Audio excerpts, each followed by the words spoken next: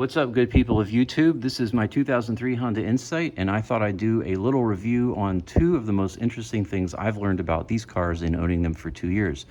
And for me, this is stuff you really can't find in like a car and driver review or just a casual review. This is stuff that you got to kind of figure out after owning and driving these cars and working on them for a long time. So I was thinking about this the other day. This car is my third Insight, and I'm about to build a lithium battery for it. So I'll have some videos on that when that happens. My battery's pretty much dead now. I bought this car very inexpensive and knew that was the case, and kind of have driven it about a year now. And but it's about the point where the battery, I was driving to work yesterday and it died in an intersection, and 4 lights came on: the check engine light, the brake light, the battery light, and the IMA light. They all came on. The car died. So I got it going and it's fine. I charged it. But it's just flashing lots of codes. It's just time. So going to build a battery for it. The cost of the battery is probably going to be about 5 times as much as I paid for this car. Anyway, in the process of all that, I was thinking about the car, thinking about putting the money into it, and just how much I love this car. And I just thought of a couple things that I wanted to share that I thought would be interesting. So real quick history, you can look at my other videos. About 2 years ago, a friend of mine brought a blue one by, and he said, "Hey, you got to drive this." And I was like, "That's, silly. Those cars, kind of what everyone thinks about these who doesn't know them." And he's like, no, you got to drive it. So I drove it. It was a blue stick shift, and I was just taken. I was just, oh my gosh, what is this? So I drove it, and I immediately started looking, found the blue one, which you'll see on my channel a couple of years ago. The intent there was to buy it and flip it, fix it up. It needed a lot of work, and then use the proceeds to fund a book that I was working on writing, which I did. And then I remember I was literally in this driveway, and the blue one drove up the road, and I looked at it and I just thought, I've got to get another one. So I did. I found a gray one, and the gray one was nice. And I did, I did a lot to the blue one. I did an IMA battery, mounts, some suspension stuff, but with the gray one, I went all out. I did pretty much everything to that car except paint and a transmission rebuild. I'm talking seats, suspension, springs, front and back, engine mounts, new shocks, headlights, seat covers, radios, speakers, and catalytic converter. You can just look at my channel. I did so much. I took the EGR system apart, cleaned everything, new EGR valve, all the fluids, all the filters, a whole bunch of other stuff I'm forgetting. That car was perfect. The paint was perfect. It was incredible. And then I sold it. I got $7,000 for it a year and a half ago, which was a good price then. That was and even nowadays it'd probably be more. And at the same time, right around the time I sold it, I bought this. And this little car I got for almost nothing. It had been sitting for a long time. It wasn't running. Paint was pink, gross. And I just fell in love with it and drove it. And after just driving it and starting to fix it up, I realized this one is special. I don't know what it is, guys, because this one has way more miles. It's got 208,000 miles now, way more than either blue or silver had. And somehow it's just smoother. It gets better gas mileage. I don't understand, but I fell in love with that little car. So I'm putting lithium in it. I'm going to probably keep it forever. And that's my baby. But all that is my quick intro. And I just wanted to talk about 2 things, as I said. I'll talk about the gas mileage, the real story, and the quickness of the Generation 1 Honda Insight. So I printed out a bunch of stuff here, and we'll start with gas mileage. So you've all heard probably the Generation 1 Insight, when they came out, they got 61 city, 70 highway, which was phenomenal. It was the best ever at the time. And then as the years went on, in 2003, by the time they did that, the EPA changed the way that they measure gas mileage. And so because of that, the numbers dropped a little bit, because it got to something that was reflecting more of a real world MPG. So it dropped from the 61 city, 70 highway. What I found on the EPA website was 57 city, 56 highway. And you might say, well, why is city more than highway? And the reason for that, and I've noticed this with a lot of other early hybrid cars, is with the city, with a traditional car, you think, hey, I'm in highway, I'm in cruise control, I get better gas mileage because I'm not on, off, on, off, on, off. With a hybrid, it's different. With the early hybrids anyway, especially the manual transmissions, if you're in the city, you're on the throttle, but you can do a lot of coasting and regenerative braking where you're not using any gas. Whereas on the highway, you know, unless you're in the mountains, you're just on a lot of straightaways, a lot of flat stuff, and you just have to have a constant moderate throttle. So you're using gas all the time. Whereas with this guy, you can, again, lots of coasting, lots of lean burn possible in this city. That certainly has been my experience as well, getting way better gas mileage in the city for that reason. So what I found on the fueleconomy.gov, I found that the 2003 Insight automatic got 45 city and 49 highway, and the manual 5-speed got 48 city and 59 highway. A little different from the EPA numbers, but whatever. And then I found a site that was a consumer average where people like you and I can go and report our gas mileage, like real time. And the average of a 2003 Honda Insight was 48 city, 59 highway, which is pretty decent. It's kind of close to the EPA numbers. And I got this graph here I printed out that shows, this is all the different people that reported, and a graph that shows, you know, you got this knucklehead over here getting 32 miles per gallon, probably has a clogged EGR port, bad tires, all his aero panels are gone, and he's driving with his air conditioning doing 110 miles an hour, which are somewhere around the top speed. And then you got most people, well, then you got nutheads over here like me getting 72. And then you got most people in the middle are getting, you know, 48, 50, 52. So what that tells me is that most people that have a Honda Insight, that report it anyway, are driving it like a normal car, and they're getting about 50 miles per gallon.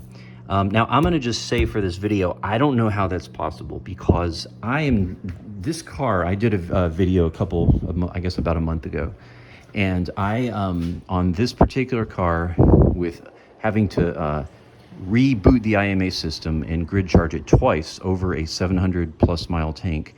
Even with that, almost nearly dead, mostly dead, Princess Bride, slightly alive, IMA battery, I still pulled 77.5 miles per gallon, and you can look at my channel and see that. But, you know, how are people averaging in the 50s with normal driving? I mean, so after that, and I did a video about this too, I think,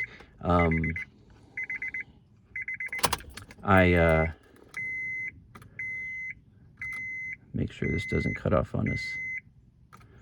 Yeah, we're still rolling.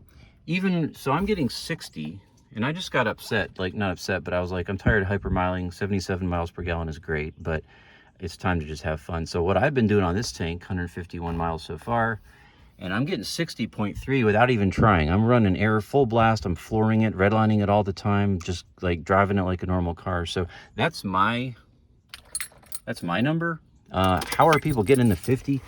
50, I don't know, maybe they live in New York City or LA or something, and they're just, you know, hitting 30 traffic lights on the way to work.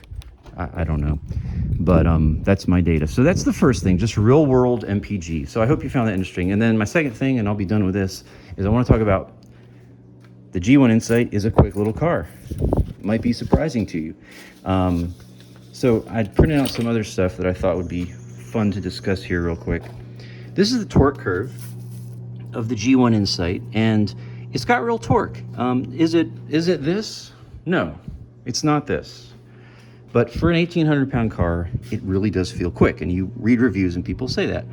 And so looking at the torque curve, not much torque. It's only got, where's the figure? 93 foot-pounds with everything working.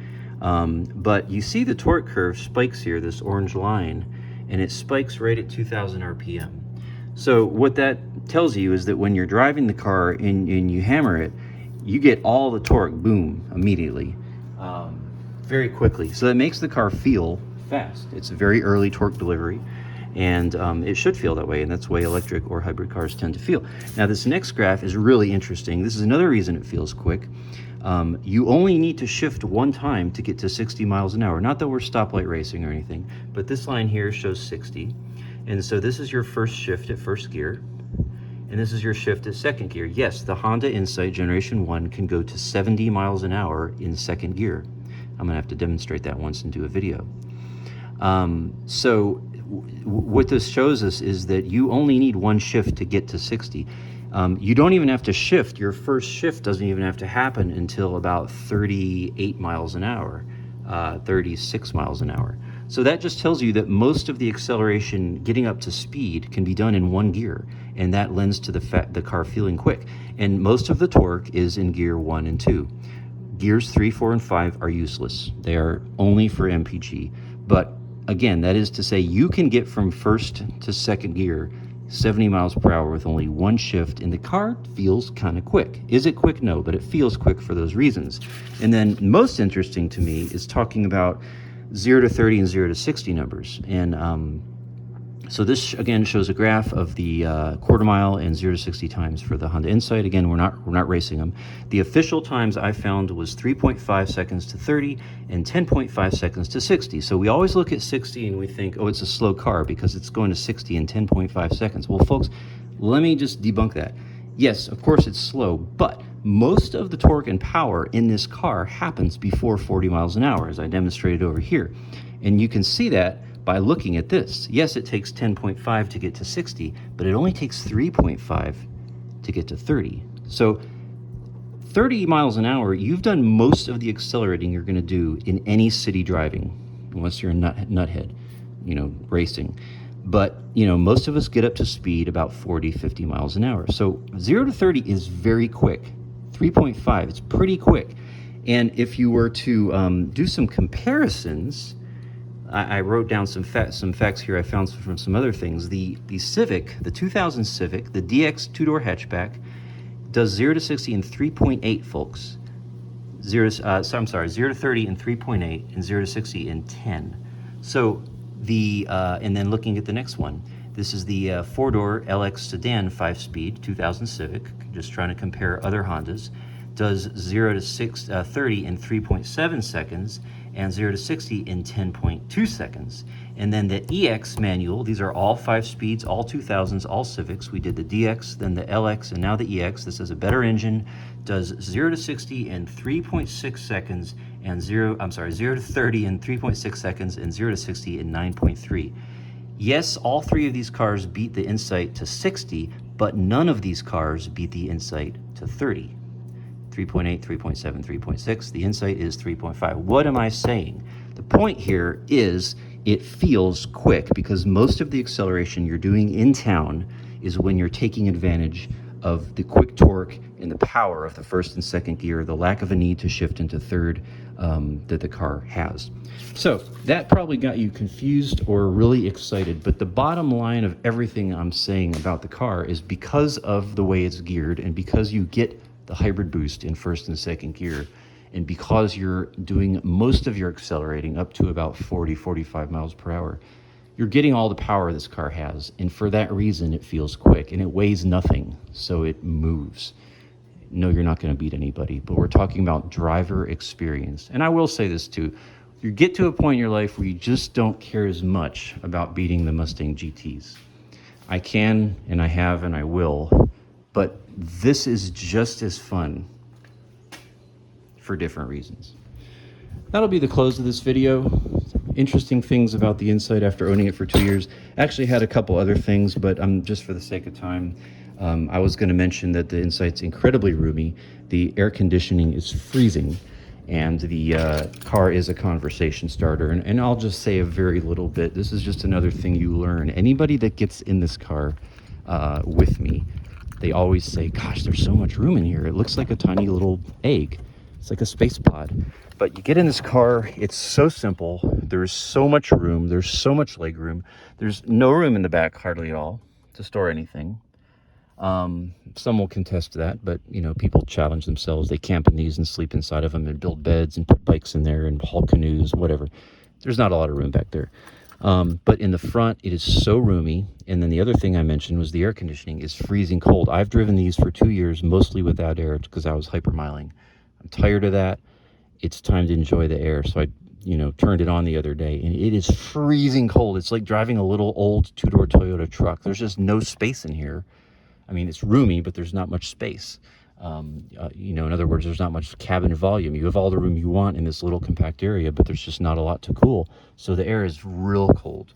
And of course, the other thing I mentioned, it's a conversation starter because it looks like a suppository that you'd put into an elephant. And it's interesting and different and all that. So Those are thoughts after owning the Insight for 2 years. Hope you enjoyed. I'll be back with some more videos probably in a couple months about my lithium install and review. Later.